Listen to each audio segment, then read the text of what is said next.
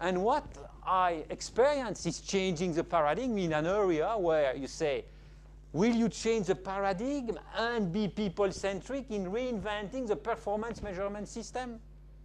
But I was lucky. But we were able to do that also in something as, I would say, stupid, as performance measurement system. But you are able to do a lot in an organization through the performance measurement system in order to sustain this transformation momentum. So what was happening? Alors, recalibrating the performance measurement system is also people-centric. How did it work? What I observed, I was in 2002, the fall of 2002, and going to this performance measurement meeting. The bankruptcy has occurred 6 months ago, and I can't tell you. People say never again. But in fact, they were perpetuating the nice Sabena style. And in the nice Sabena style, what it was, nobody was listening to one to each other. And are they addressing performance? Not at all. Not at all. And so what do you discover? That, and it comes back to the content of our MBA program, is what is critical. What are the basic tools which need to be reactivated, put again into gear? I come with a stupid question. Can you give me the break-even on a flight? A break-even on a flight. Oh yes, because you are a professor, you see that this way. No, I'm not a professor. I want to know how I'm breaking even on the, take this one, Brussels, Lyon. Fine. Did we break even or not?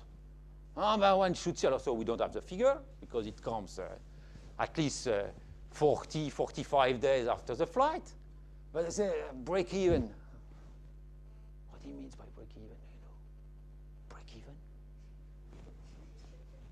And so that's exactly what is happening. I say, okay, let's be back to basic. Huh? Let's find a break even. And that's what usually I have done that in Kenzo, in fashion industry. So what a more profitable organization than LVMH, right? Louis Vuitton. But they are subsidiary like Kenzo, I can tell you, they don't know exactly where is the profit, break even. It's an headache. And again, people went through a situation like this one. What is it? Rediscover the company business model. And the business model is what? How do we make money? How have we decided to make money? And so it reprioritized things. And here what has happened, we just reprioritize 3 things, a hierarchy of cost.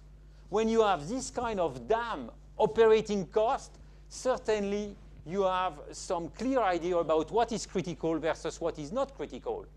So some cost of goods sold, some overheads, and we introduce another idea, contribution. So is it something sophisticated? Not at all. We just re-hierarchize the cost, and we speak about contribution.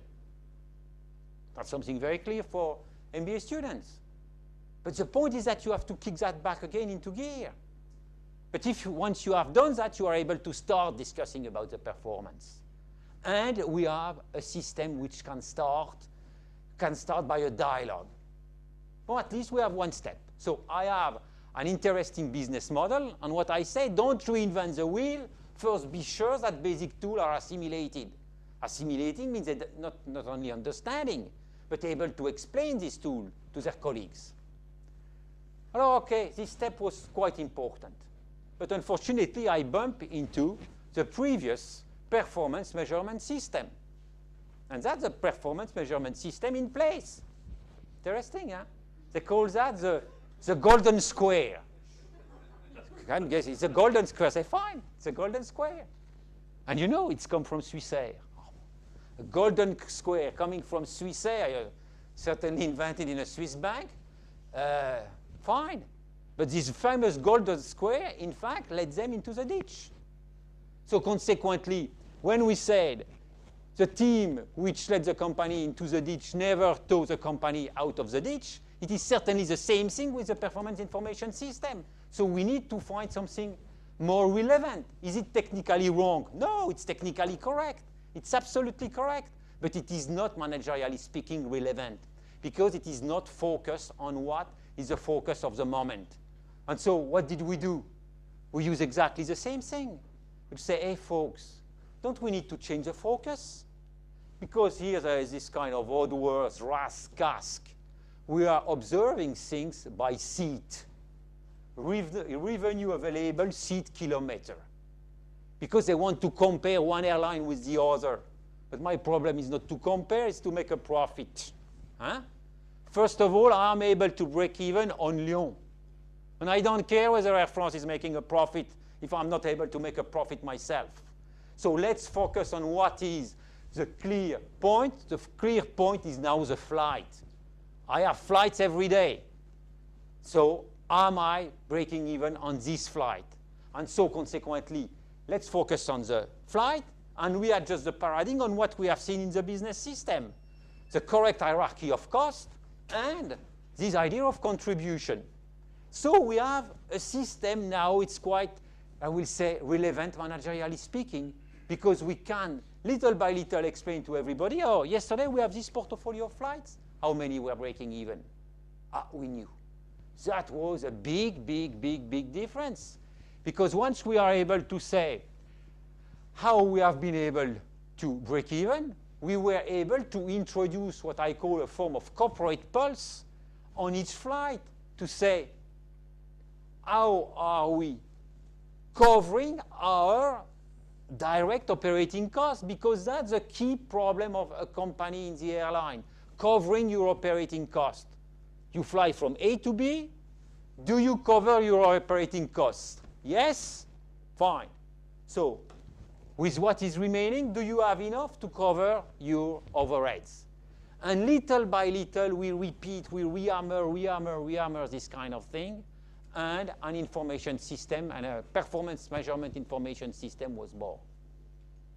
So we have a measurement every day, which will tell us every day what was the performance of each flight, what was the performance of the portfolio of flight. So consequently, something else was born, because the performance now is no more something you discover one day. We discover that nearly in real time. The performance of yesterday is known the next day at 11 o'clock. Important for the confidence.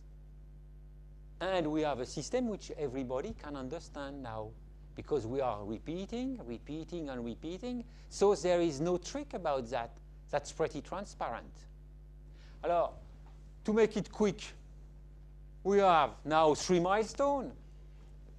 This ratio, this RODOC, this direct operating cost, this passenger contribution divided by direct operating cost, give you a ratio. What on this scale, where is this ratio? If you are below 100, but you are in the loss zone. But if you are below 63, it was not worth flying, because you are not covering your variable cost. Your variable cost, that's true, but don't laugh. We have a couple of routes where we were flying, losing money in a way which was incredible. We have a machine flying from Marseille to Geneva every day, every weekday. It was a great idea, because it was the machine was here. Over 3 months, we lost 400,000 euro. Why? Because we have a RODOC of 45. And people didn't recognize that. When I found that, and when the system was now in place, people say, but we have to stop. And that is what is happening, is when people don't have to wait for an explanation from somebody else, say, it's completely ridiculous to keep this kind of things going. We are burning our money. But what was happening? In the past, they didn't know the rule of the game. So now we have these 3 things. And these 3 things become an information system. Because every day, on May the 18th, for instance, that's what we have. We have the performance, the cumulative performance of last year, the cumulative performance of this year, and the cumulative performance of the months, and the RODOC of yesterday. And so everything was available, was updated every day, and there was a plasma screen in the main lobby delivering permanently this information. So nothing was hidden anymore.